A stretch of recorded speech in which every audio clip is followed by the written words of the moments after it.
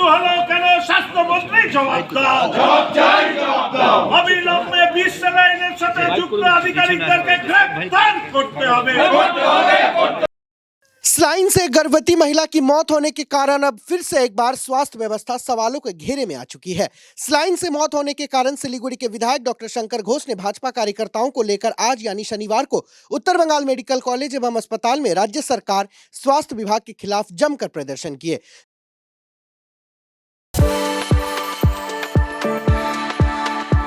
We are the dreamers, the achievers, and the leaders.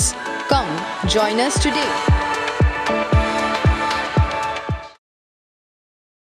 जानकारी के मुताबिक जलपाईगुड़ी की रहने वाली गृहिणी शांतना राय ने शुक्रवार को उत्तर बंगाल मेडिकल कॉलेज व अस्पताल में आखिरी सांस ली। दरअसल जलपाईगुड़ी जिले के बलुआरमारी नंदनपुर इलाके की रहने वाली शांतना राय को प्रसव पीड़ा होने पर 29 दिसंबर को जलपाईगुड़ी मेडिकल कॉलेज अंतर्गत मदर चाइल्ड हब में भर्ती कराया गया था। उसी रात शांतना ने एक पुत्र को जन्म दिया। परिवार का आरोप है कि पुत्र के जन्म के अगले दिन से स्लाइन चढ़ाने के कारण शांतना की किडनी में दिक्कत शुरू हो गई। बीमारी बढ़ती ही चली गई। फिर 2 जनवरी को शांतना को उत्तर बंगाल मेडिकल कॉलेज व अस्पताल लाया गया, जहां पता चला कि शांतना की दोनों किडनी खराब हो गई है। उन्हें आईसीयू में रखा गया। इसी बीच शांतना का क्रिएटिनिन लेवल बढ़ने लगा। आखिरकार गृहिणी की मौत हो गई। राज्य सरकार सहित स्वास्थ्य विभाग के खिलाफ प्रदर्शन करते हुए विधायक डॉक्टर शंकर घोष ने कहा कि এটা মৃত্যু নয়, আমি দয়া করে বলবো মৃত্যু বলবো, এটা হচ্ছে হত্যা। এই কারণে যে আরএল স্যালাইনের 20 স্যালাইন, সরি আরএল স্যালাইন নয় 20 স্যালাইন, তার কারণে রোগী অসুস্থ হয়ে যাওয়া, সেখান থেকে আমাদের উত্তরবঙ্গ মেডিকেল কলেজে নিয়ে আসা, ডায়ালিসিস করানো এবং পরবর্তীকালে ভেন্টিলেশনে যাওয়ার পরে দেখা যায় যে ভেন্টিলেশনে থাকা পেশেন্টকে ডায়ালিসিস দেওয়ার প্রশ্নে যে পোর্টেবল ডায়ালিসিস মেশিন সেটি না থাকার কারণে ডায়ালিসিস না হয়ে সেই পেশেন্টের মৃত্যু ঘটেছে। এটা অত্যন্ত দুর্ভাগ্যজনক যে উত্তরবঙ্গ মেডিকেল কলেজ এরকম নোডাল একটা এজেন্সি উত্তরবঙ্গের, সেখানে পোর্টেবল ডায়ালিসিস মেশিন নেই। ফলে স্বাভাবিকভাবেই এই রোগীর মৃত্যুটাকে আমরা বলছি যে হত্যা করা হয়েছে। আমরা শুনেছি আমাদের মাননীয় সুপার তিনি বলেছেন যে পোর্টেবল ডায়ালিসিস মেশিনের জন্য বারংবার অনুরোধ করা হলেও স্বাস্থ্য অধিকর্তার পক্ষ থেকে বা স্বাস্থ্য দপ্তর থেকে সেই অর্থ মঞ্জুর করা হয়। খেলা মেলায় টাকা খরচা করা, সেই নিয়ে সবাই দুহাত তুলে যারা নাচেন, আজকে তারা মাত্র 10.5 লক্ষ টাকার একটা পোর্টেবল ডায়ালিসিস মেশিন থাকলে এই পেশেন্টটা বেঁচে যেতে পারে। আমাদের লজ্জা হওয়া উচিত, সমাজের লজ্জা হওয়া উচিত যে আমরা এই নিয়ে প্রতিবাদ করি না। খেলা মেলা উৎসবে মমতা ব্যানার্জি ভাউতাবাজিদের কথা আমরা শুনি। আজকে আমি প্রশ্ন রাখতে চাই যে আমাদের উত্তরবঙ্গের মানুষ বলে শান্তনা রায়কে কি কলকাতা নিয়ে যাওয়া হলো না? যদি মিদনাপুরের পেশেন্টদের মতন শান্তনা রায়কে গ্রিন করিডোর করে কলকাতা নিয়ে যাওয়া হতো, তাহলে এতদিন উনি বেঁচে ছিলেন, ফলে ওনার প্রাণটা বেঁচে যেতে পারত। শুধু উত্তরবঙ্গের লোক বলে, মমতা ব্যানার্জি আপনি শুনে রাখুন, শুধু উত্তরবঙ্গের লোক বলে আজকে শান্তনা রায়কে গ্রিন করিডোর করে নিয়ে যাওয়া হয়নি, তাহলে আজকে উনি বেঁচে যেতে পারতেন। লজ্জা হয় না আপনি? আপনি এখানে আসেন আর ভাউতাবাজি দেন। ভাউতাবাজির সীমা থাকা দরকার।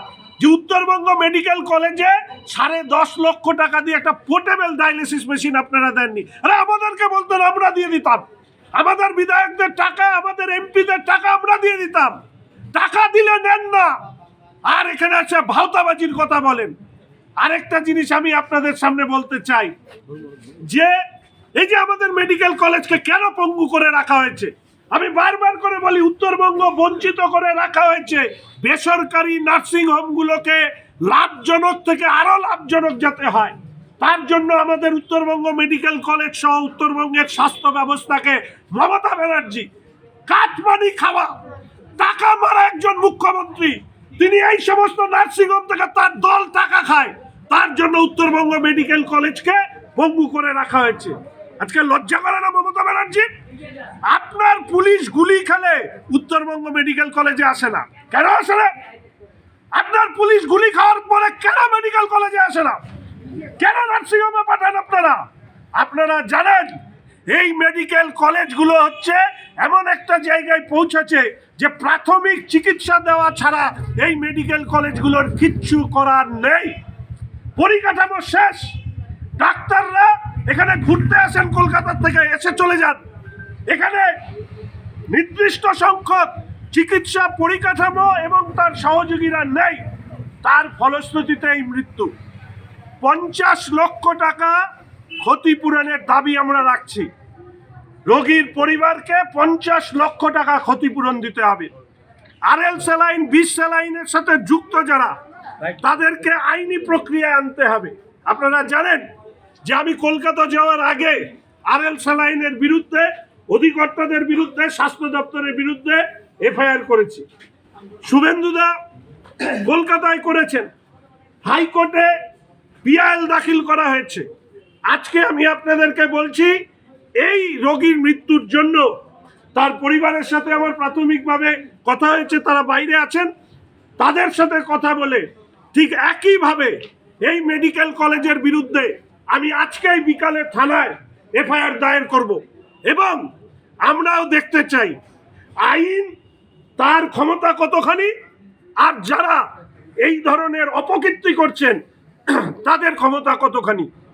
আমার খুব অবাক লাগলো যে সুপার সাই মেডিকেল কলেজের তিনি কতখানি অসহায়, যে পোর্টেবল ডায়ালিসিস মেশিনের টাকা চাওয়ার পরেও মাত্র 10.5 লক্ষ টাকা, সেই টাকা তারা পাচ্ছে না। সুপার স্পেশালিটি হাসপাতাল দিদিমণি কতগুলো তৈরি করেছে। তো আমি বিধানসভায় জিজ্ঞেস করেছিলাম যে এমন সুপার স্পেশালিটি হাসপাতাল আপনি বানিয়েছেন, নন্দীগ্রামে এক খেলোয়াড় আহত হলো, আহত মানে পাটা মচকে গেল, সেই পা মচকানো পর্যন্ত নন্দীগ্রামের সুপার স্পেশালিটি হসপিটালে সেটা ঠিক করার জায়গা নেই। ফলে এই ধরনের সুপার স্পেশালিটির ভাওতা বন্ধ হোক। নর্থ বেঙ্গল মেডিকেল কলেজে যে সুপার স্পেশালিটি হাসপাতাল কেন্দ্রের সরকারে, তার আউটডোর চলে কিন্তু ইনডোর চলে না। কেন চলে না? তার জবাবদিহি তো এখান থেকে কর্তৃপক্ষকে করতে হবে। দীর্ঘদিন ধরে মেশিন নষ্ট হচ্ছে, বাইরে যন্ত্র পড়ে আছে, সিলিং ভেঙে পড়ছে।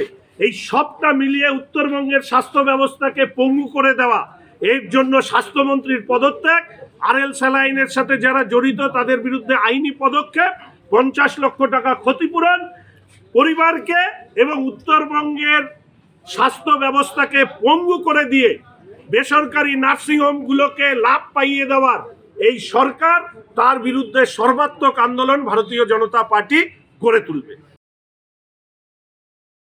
वहीं प्रदर्शन के दौरान विधायक शंकर घोष उत्तर बंगाल मेडिकल कॉलेज एवं अस्पताल के एमएसवीपी प्रोफेसर डॉक्टर संजय मलिक से भी बातचीत की। विधायक से बातचीत होने के बाद एमएसवीपी प्रोफेसर डॉक्टर संजय मलिक ने कहा कि পেশেন্ট যখন আমাদের এখানে আসে, জলপাইগুড়ি মেডিকেল কলেজ থেকে পেশেন্টের রেফার হয়ে আসে, ওখানে পেশেন্টের সিজার হয়েছিল। সিজারের পরে পেশেন্টের ওখানে যে রেফার টিকিটের মধ্যে যেটা লেখা ছিল সেটা ছিল acute kidney shutdown with pure sepsis following LSCS। এইগুলো পেশেন্টটা আসে আজ থেকে 21 দিন আগে। পেশেন্ট 21 দিন আমাদের এখানে ছিল। পেশেন্টের অনেকবারই পেশেন্টের ডায়ালিসিস হয়েছিল, কিন্তু পেশেন্টের ডায়ালিসিসে যেভাবে ক্রিয়েটিনিন করার কথা, কমার কথা, সেরকমভাবে কমছিল না। তার সাথে সাথে তার সেপসিসটাও বেড়ে যায়, এবং তার ফলে পেশেন্টের ট্রিটমেন্ট করা সত্ত্বেও পেশেন্ট 21 দিন পরে পেশেন্ট লাস্টের 2-3 দিন ভেন্টিলেটারেও চলে যায়, এবং গতকাল দুপুরবেলা পেশেন্ট মারা যায়। না, ইউজুয়ালি এগুলোতে যদি বাড়ির লোকের পক্ষে ডিমান্ড থাকে যে আমরা জানতে চাই যে কি কারণে মৃত্যু হয়েছে, সেটা এমনি যে পোস্টমর্টম, যেটা রোড ট্রাফিক অ্যাক্সিডেন্ট পোস্টমর্টম হচ্ছে, সেটা কজ অফ ডেথ, এটাও একভাবে কজ অফ ডেথ। ইন্টারনাল অর্গানগুলো মানে লিভারে কোনো অসুবিধা ছিল কি না, বা আমরা যেটা বলছি অ্যাকিউট কিডনি ইঞ্জুরি, সেটা অ্যাকিউট কিডনি ইঞ্জুরি ছিল কি না, সেগুলো কিডনি থেকে বায়োপসি নিয়ে এগুলোকে পরীক্ষা করলে যে ক্লিনিক্যাল যে ফাইন্ডিংস, তার সঙ্গে সঙ্গে ভেতরের অর্গানের যে প্যাথোলজি ফাইন্ডিংস, সেটা করেসপন্ডেন্স করা যায়। তো সেটা যদি ওনারা চান, তাহলে ওনারা সেরকমভাবে যদি অ্যাপ্লিকেশন করেন, তাহলে যে কোনো পোস্টমর্টমই পুলিশের ইনকোয়েস্ট দিয়ে আসতে হয়। তো ওটা যদি ওখান থেকে ইনকোয়েস্ট হয়ে আসে, তাহলে আমাদের পোস্টমর্টম ডিপার্টমেন্ট সেটা পোস্টমর্টম করবে, এবং তার সাথে সাথে প্যাথোলজি ডিপার্টমেন্টও সেই অর্গানগুলোকে নিয়ে তারা পরীক্ষা করে তাদের রিপোর্ট তারা দেবে।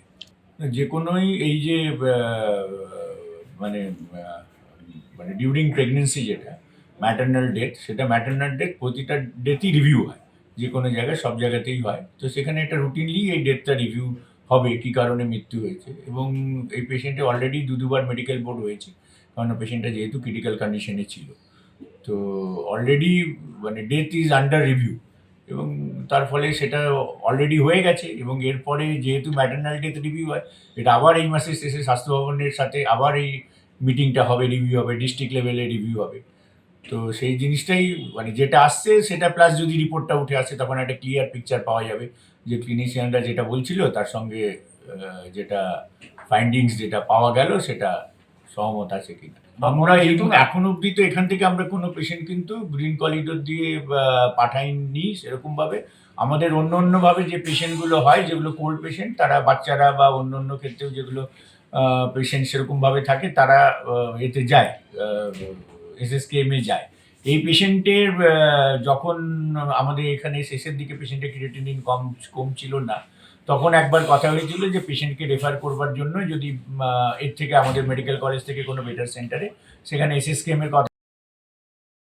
वहीं पर मृतका के परिवार वालों ने भी उत्तर बंगाल मेडिकल कॉलेज एवं अस्पताल, जलपाईगुड़ी मेडिकल कॉलेज प्रबंधन सहित पुलिस प्रशासन पर लापरवाही का आरोप लगाते हुए कहा है कि আমি আমার পেশেন্টে যে একদম পুরোপুরি সুস্থ ছিল তার যথাযোগ্য প্রমাণ আমার কাছে আছে। তো আমি সুস্থ পেশেন্টকে যখন অ্যাডমিশন করিয়েছি, সেক্ষেত্রে আমার পেশেন্ট আজকে নেই, 27 দিন পর পেশেন্ট আবার মারা যায়। তো আমার পেশেন্ট যদি সুস্থ থাকে, সুস্থ পেশেন্ট যদি আমি অ্যাডমিশন করিয়ে থাকি, আমার পেশেন্ট আজকে 27 দিন চিকিৎসার জন্য যথেষ্ট সময় দিয়েছে। এছাড়া কি বলবো যে সিস্টেমের অভাব না হলে আমার পেশেন্ট আজকে 27 দিন লড়াই করেও সে আজকে আমাদের সাথে নেই।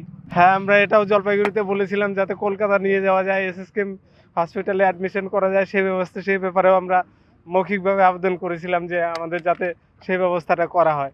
আমাদের উত্তরবঙ্গ হওয়াতেই হয়তো এই আজকে আমার এই পরিণতি, না হলে আমাদের পাশে হয়তো দেখা গেল আপনারা যদি আরও আগের থেকে থাকতেন, আপনাদের সাথে যদি আরও আগে, এখন যেমন সহযোগিতা পাচ্ছি, আরও আগের থেকে যদি আপনারা সহযোগিতা করতেন, বা আমরাও বিষয়টা এতটা ভাবিনি, বা আমার কোনোদিন এই পরিস্থিতির মধ্যে আমি কোনোদিন পড়িনি, এবং থানা আমার এফআইআর নেয়নি। এবং যখন আমরা এসপি অফিসে যাই, তারপরে গিয়ে থানার থেকে দুজন লোক গিয়ে তখন আমাদের রিটার্ন অ্যাপ্লিকেশন নেবে এসপি অফিসে যাওয়ার পর। এবং থানাতে যখন গিয়েছিল, আমার 2 ভাই গিয়েছিল, তখন তারা গুরুত্ব দেননি। আমরা কমপ্লেন করেছি, আমরা কি সহযোগিতা পেয়েছি? কোনো সহযোগিতা পাইনি। কমপ্লেন করার সত্ত্বেও, আমরা লিখিতভাবে কমপ্লেন করেছি, তার সত্ত্বেও আমরা কোনো সহযোগিতা, সেটা জলপাইগুড়িতে বেশি হয়েছে। এবং আমাদের এই শিলিগুড়ি নর্থ বেঙ্গল এই ফাঁড়িতে এসেছিলাম, ওনারা বলেছেন যে যেহেতু একটা কমপ্লেন ওইখানে করেছে, সে ওখানে করে দিন। এনারাও কমপ্লেন নেননি। যাই হোক, সেটা সিস্টেমে পড়তে পারে যে ওনারা কমপ্লেনটা এখানে নেবেন না, বা সেটা থাকতে পারে। তবুও সেই বিষয়টা আমরা জলপাইগুড়ি যাওয়ার পর আমরা হেনস্থা হয়েছি। আমার আর কি মনে হবে, আমার এখন একটাই প্রশ্ন, আমার ছেলেটাকে আমি কিভাবে মানুষ করবো? আর এই জ্বলন্ত প্রাণটা যে এভাবে চলে গেল, তার জন্য মানে আমি কি বিচার পাবো? হ্যাঁ, আমরা ময়নাতদন্তের দাবি জানাচ্ছি, এবং যথাযোগ্য যেন বিচার হয়, এবং যে এই সম্পর্কে ডক্টরবাবু যদি দোষী থাকেন, এবং হসপিটাল কর্তৃপক্ষ যদি কোনো গাফিলতি থাকে, এবং সেলাইন সম্পর্কে যে গত 9 তারিখ থেকে যেটা চলছিল, 9 জানুয়ারি থেকে মেদিনীপুর, সেই বিষয়ে যদি কোনো কিছু থাকে, সমস্ত কিছু আমি তদন্তের দাবি জানাচ্ছি।